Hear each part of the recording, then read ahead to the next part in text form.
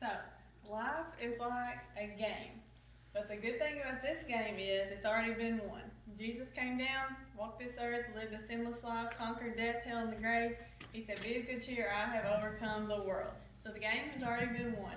So we must decide, are we going to join the winning team? And so if we've accepted Jesus, then we're already on the winning team. So if we're on the winning team, we know the game's already been won, what do? Do we just sit on the bench and wait till the game's over? No. That's what a lot of people want to do. They want to get saved and then sit. But we are to get off the bench, get out on the field, and play. And so what can we do? How do we play? Well, we live our life for the Lord the way He wants us to. And we run the plays that He has for our life. So He has a playbook for everyone's life. So His will is like a playbook. So He might have a play, counter right. So He wants you to run right, and that would lead you right into somebody lost that He wants you to witness to. And He might call a wheel route for you. So He wants you to run a wheel route, and He's going to throw you a bunch of blessings. And so, but the problem is a lot of times He'll call the play, He'll call the wheel route for us, and we'll just be off distracted looking up in the bleachers, or we'll be too distracted to listen to the play call, or we'll run our own route. We'll run the way we want to, and we miss out on the blessings. So the receiver, if he don't run the wheel route, he misses out. He's out of position to catch the touchdown. And a lot of times we don't follow the Lord, and we put ourselves out of position to receive the blessings that He is just wanting to give to us. But a lot of times we won't let Him. And so what's the point of football on offense? What's the point? Score. Yeah, score, advance the ball. And so that's what we need to do, advance His kingdom. We can still run, pass, and advance the ball, serve Him, and advance His kingdom. Help others, study, teach, pray, tithe, whatever He wants us to do. And let's see here. And so, what is our goals? On the winning team, what is our goals? So, our goals is to glorify God and recruit more players to His team. So 2 goals, glorify God and recruit more players to Jesus' team. And so in this game of life, who are we playing against?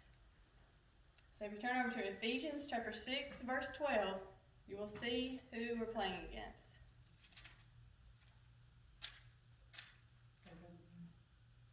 Ephesians 6:12. Is it for we wrestle now? Yes. For we wrestle not against flesh and blood, but against principalities, against powers, against the rulers of the darkness of this world, against spiritual wickedness in high places. Okay, so we're not playing against our coworkers. We're not playing against lost people, but we're fighting against spiritual wickedness. This is a spiritual game. It's a spiritual warfare, and so we're fighting against demons. And so who is their coach? The devil. And so turn over to Revelation chapter 12, verse 9, and we're going to see about their coach. We're going to see some different names of him.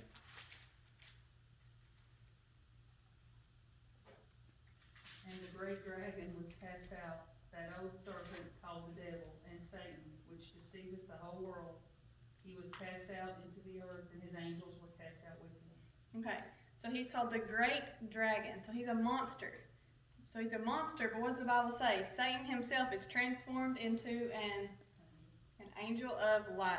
So the devil, he's not running around this world looking like a monster. He's not over there standing on the sidelines with red horns and a pitchfork, but he's over there dressed nice, got his headset on, he looks like a real coach. He's a nice, attractive person running around this world. And what was the next title of him? The old serpent. So what does that make us think of? Back to the Garden of Eden. Jesus said he was a murderer from the beginning. He abode not in the truth because there's no truth in him. When he tells a lie, he tells his own. He is the father of lies. And so his motive is to murder, and his method is to lie. And what was the next name? Devil. So that means accuser. So the devil, he not only causes us problems down here, but he tells God things. Like there's nothing bad that we do, say, or think that he doesn't go tell God about. But does it surprise God? No, he already knows. He already knows what we do. And so we, after we do something bad, we should try to beat the devil to it. Go confess to God before the devil can go tell him about it. And so we have a great accuser, but aren't you glad we have an even greater advocate, Jesus, who ever liveth to make intercession for us. And so a lot of times, like sins that we've already done in the past and that we've already confessed to God, we've already been forgiven about, the devil likes to bring them back up to us. And so when he does that, we need to just say, go tell Jesus. He already knows. Go tell Jesus. He already knows all about it. So that's good advice. And the next name is called Satan. Satan means adversary. So who are our biggest rivals? As a Kentucky fan, who's our biggest rivals? Tennessee, Louisville, Duke. So I can't stand them. So we have an even worse rival than those. And Peter, 1 Peter 5:8, it says, be sober, be vigilant, because your adversary, the devil, as a roaring lion, walketh about seeking whom he may devour. So we have even worse rivals than Duke, Tennessee, Louisville, and that is the devil. He's walking around like a roaring lion. And then it says he deceiveth the whole world. So he's a deceiver. He will build you up, even though he despises you, and he puts God down. Think what he told Eve. He said, hath God said, you shall not eat of every fruit of every tree of the garden? And he said, you shall not surely die. So that was a lie. Then he said, for God knows the day you eat of it, your eyes shall be opened, and you shall be as gods, knowing good and evil. So he built her up, put God down. And so does the devil have his team like out in graveyards doing spells and mixing up potions like you think about like witchcraft? No. He's got his team out in the world in everyday life. And he has a lot of them in churches, and he has a lot of preachers. So God has a lot of has preachers, and so does the devil. The devil has preachers. And his team is well organized. So if you think back to Daniel, one time Daniel, he said, I was mourning for 3 full weeks. He saw a great vision. He fell on his face toward the ground. He said a hand touched him, got him up, and said, fear not, Daniel, for from the first day that you set your heart to understand, your words were heard. He said, I was sent to you. But the prince of the kingdom of Persia withstood me 21 days. But lo, Michael, one of the chief princes, came to help me. And now I'm come to make you understand what shall happen to your people in the latter days. So that was a demon. That was a demon over the land of Persia, fought against this angel that was coming to tell Daniel. He fought against him for 21 days, and Michael came and helped him. So that shows us that Satan has his team organized like an army. He's got demons ranked. He's got generals, colonels, lieutenants, second lieutenants, sergeants. And he's got them assigned over different locations with different missions. Like that one was assigned over Persia. He had the mission then of stopping Daniel from getting that information. So think about it. He's probably got like a general, high general over all of America. Then he's probably got lieutenants over each state. Then second lieutenants over the counties. Then, going on down. And you think about it, he might even have like a demon assigned to every church. Try to get your foot in that church, and then you can wreak havoc on it. That's why we cannot let the devil get one toe in our church. And so what are the devil's goals? So we said our goal is to glorify God. His goal is to dishonor God. And you can tell in the world today he's doing a good job. You can tell just by the way people take God's name in vain so easily. And so we're trying to lift God up. He's wanting to bring God down. Our goal is to recruit more players to his team. His goal is to keep players off of his team and to destroy the ones that are already on his team. The thief cometh not but to steal, kill, and destroy. And so he has all kinds of weapons. He has all kinds of missiles, fiery darts, and he's got all kinds of plays drawn up against us. And he does a full scouting report on every one of us. He knows our weaknesses, and that's where he attacks, what he attacks you with. And so listen to this quote. It says, Satan is to be dreaded as a lion, more dreaded as a serpent, and most dreaded as an angel. So one of his greatest tactics today is church. He uses church. He has a nice dressed man standing behind the pulpit. He's got a nice big church. He's got a bunch of people playing good sounding music. Sounds good to your ears. His man is holding the Bible. He might even say words like grace, mercy. But he's telling people lies. He's telling them, you're fine just the way you are. You keep on going the way you're going. You're going to walk right into heaven. but they're going to walk right into hell because he is up there preaching the devil's message, which is totally against the Bible. He's tricking many, many people. And so what did the verb say? Does it say we're just playing around against principalities and powers? What does it say? We Wrestle. We wrestle not. And so when Jordan played football last year, I asked him one time, I said, Jordan, what position do you play? He said, I'm one of the wrestlers. And so he was a lineman. And I said, well, what do you do? He said, when the quarterback says hut, I go wrestle somebody. Okay. So this game is a fight. It's a wrestling match. We are soldiers in God's army, and we're players on his team. And so think about it in a football game. When a team has already won, you know that the other team's out of timeouts. They can't score enough, and that they have to keep doing plays because the clock, just to run the clock out. What formation do they line up in? Victory formation. And when they do victory formation, what does the defense do? Do they try to tackle them or anything? No, the defense just stands there. And so this game has already been won, but does the other team just stand there? No. So think about on Remember the Titans in the championship game. The coach said, he said, I don't want them to gain another yard. You blitz all night. So think about that's what the devil says. Blitz every day. Blitz all night. He's constantly sending blitzes at us. And so how do we get ready for this? This is a big game. It's a big fight. What? Oh, my God. Yes. So by putting on our spiritual uniform.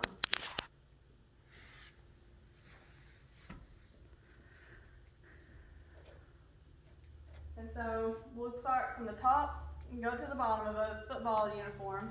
And so what's the first thing? What's on the top? Helmet. So what does the helmet do? Yep, protects your head, protects your brain. So we must protect our minds. And so listen to what it says in James 1:8. He says, a double-minded man is unstable in all his ways.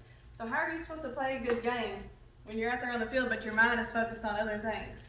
So think about like a receiver. He runs out 5 yards, he runs a flat. He was supposed to run a slant. The quarterback throws the ball in the middle of the field where he's supposed to be, but he's over here and gets intercepted. He comes over to the sideline, the coach says, what were you thinking? And he says, I was thinking about that blizzard I was going to eat after the game.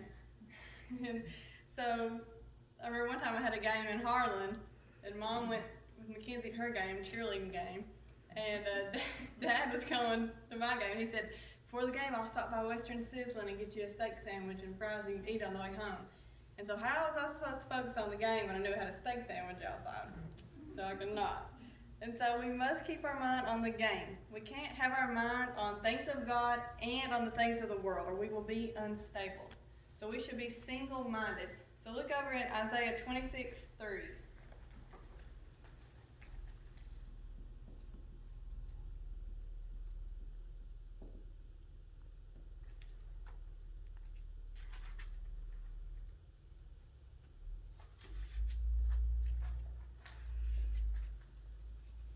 Thou wilt keep him in perfect peace, whose mind is stayed on thee, because he trusteth in thee. Okay, so whose mind is stayed on thee. And so one of the devil's biggest targets is our mind. He loves to attack our minds. So what was one of those titles? He was the old Deceiver. Yeah, and back to the Garden of Eden. Serpent. He was the old serpent. That means he can fit through tight spaces. So how do we defend against this? So 3 ways we defend against him. The first one is, I think it was lock. So lock your minds. Keep your helmet on. Keep the windows of your mind closed and locked. And so don't let bad things in. Don't listen to bad songs that get stuck in your head. Don't look at bad things on the internet. Don't watch bad movies or bad videos on YouTube. Because if you do that, you let him in and he floods your mind with those bad things. He boggles your mind down. But look at what it says. That will keep him in perfect peace, whose mind is stayed on thee. Keep your mind locked and focused on God.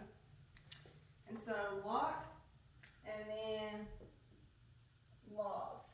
So the new covenant, God said, I will put my laws into their mind. I'll put my laws into their mind. So have his laws on your mind and be focused on following them.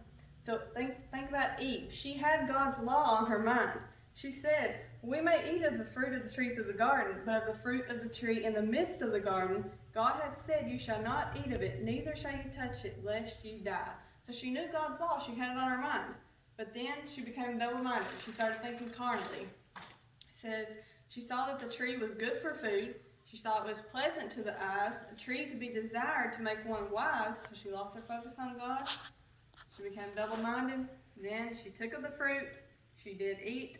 And she gave also to her husband with her, and he did eat. And then what happened? They realized their sin. He ruined everything. Exactly what God said. They became spiritually dead. The day you eat of it, you shall surely die. The devil said, you shall not surely die. But they did. They became spiritually dead. So we've got laws, and then we got love. So what did Jesus say was the greatest commandment? Love the Lord. Thou shalt love the Lord thy God with all thy heart, with all thy soul, and with all thy mind. So if we love him with all our mind, then we're not going to think about worldly things. We're not going to be men of corrupt minds like the Bible talks about. And we're not going to believe the lies that the devil tells us about God. So the devil, one of his weapons is missiles of doubt about God. He loves for people to doubt God. Like he told Eve, has God really said this thing? And he'll tell people, like when bad things happen, if God loved you, then why did this happen? If God loved you, then why did this happen to somebody in your family? So he loves for you to doubt God. But if we love God with all of our mind, we will not let that doubt get in our mind. So keep your mind stayed on him, lock it up, law it up, and love it up. So that is the helmet. And then so going on down, so what do they wear in their mouths? Mouth guard, yep. So somebody turn over to Psalm chapter 141, verse 3.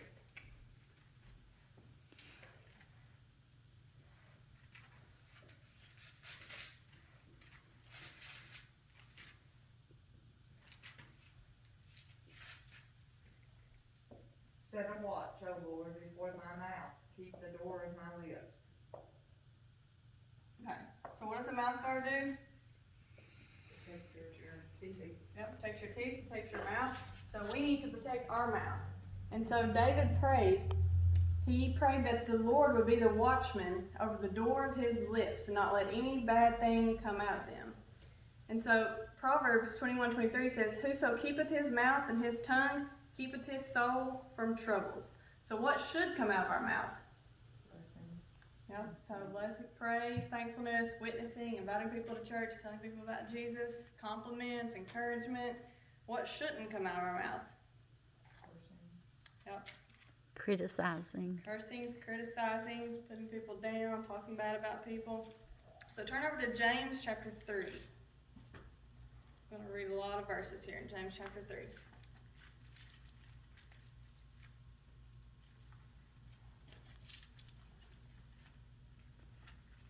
So first in verse 3 he says, behold, we put bits in the horses' mouths that they may obey us, and we turn about their whole body. And David prayed in Psalm, he said, I will take heed to my ways, that I sin not with my tongue. I will keep my mouth with a bridle. So we need to have a bridle in our mouth to let the Holy Spirit control us. Then somebody read verses 4 and 5. Behold also the ships, which though they be so great, and are driven of fierce winds, yet are they turned about with a very small helm, whithersoever the governor listeth. Even so the tongue is a little member, and boasteth great things. Behold, how great a matter a little fire kindleth.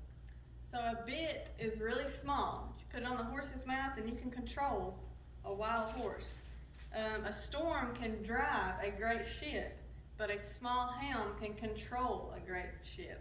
And so the tongue is a little member compared to the rest of the body, but it's more dangerous than a wild runaway horse, and it's more dangerous than a storm at sea. And so now James uses fire. He says just a little bit of fire can destroy a whole forest. And somebody read verse 6. And the tongue is a fire, a world of iniquity.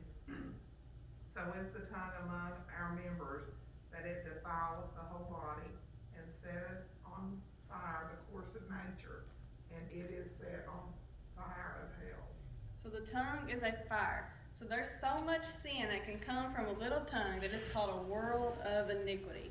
So like a little fire can destroy a whole forest, the tongue, your little tongue can defile your whole body. And it can destroy families, it can destroy churches. And so tongues have destroyed people's lives, it's wrecked people's lives. And so the verse says, death and life are in the power of the tongue. And so I remember Papa saying, if you go out and talk about somebody, then you've killed that person. He said, wouldn't it be better to just take a 9mm and come in and blow their brains out? He said, which one's worse? And I was thinking, I'd rather be talked about, Papa. So he just thought it like it was, yeah. He said, which one's worse? All right, somebody read verses 7 and 8. For every kind of beast, and of birds, and of serpents, and of things in the sea is tamed, and hath been tamed of mankind. But the tongue can no man tame. It is an unruly evil full of deadly poison. Okay, so you can tame a big lion. You can tame an even bigger elephant, but you cannot tame the little tongue. So I read this quote. It says, the most untamable thing in the world has its den just behind the teeth. That's one little animal that no zoo has in its captivity, no circus can make it perform, and no man can tame. So only God can tame a regenerate tongue and a redeemed body. And so somebody read 9 and 10. Therefore bless we God, even the Father, and therewith curse we men, which are made after the similitude of God. Out of the same mouth proceedeth blessing and cursing. My brethren, these things ought not so to be. So the tongue can be good, the mouth is good. What does the Bible say? That if thou shalt confess with thy mouth the Lord Jesus and believe in thy heart that God raised him from the dead, thou shalt be saved. It says, with the heart man believeth unto righteousness, and with the mouth confession is made unto salvation. So the tongue is good. But some people will use it to praise God and then turn around and talk awful about somebody that's made in the image of God. So they go to church on Sunday morning, hug and kiss on everybody. How are you, brother? How you doing? Praying for you, brother. Then the very next day at work, they talk about them like a dog. And so, you may be in the locker room and pray, lead the team in prayer before a ball game. Then you go out fourth quarter, you're cussing the ref out. So it says, my brethren, these things ought not so to be. All right, somebody finish this out, 11 and 12. Doeth the fountain send forth at the same place sweet water and bitter?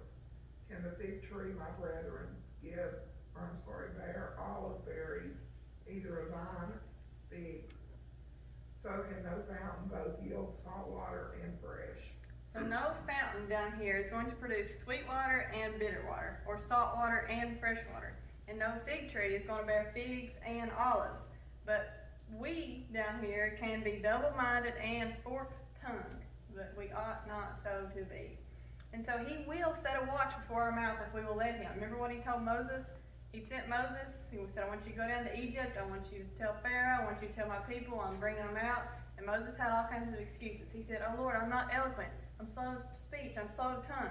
You remember what the Lord said to him? He said, who hath made man's mouth? Have not I the Lord? He said, go, I will be with your mouth, and I will tell you what to say. And so he will set a guard over our mouth if we will let him.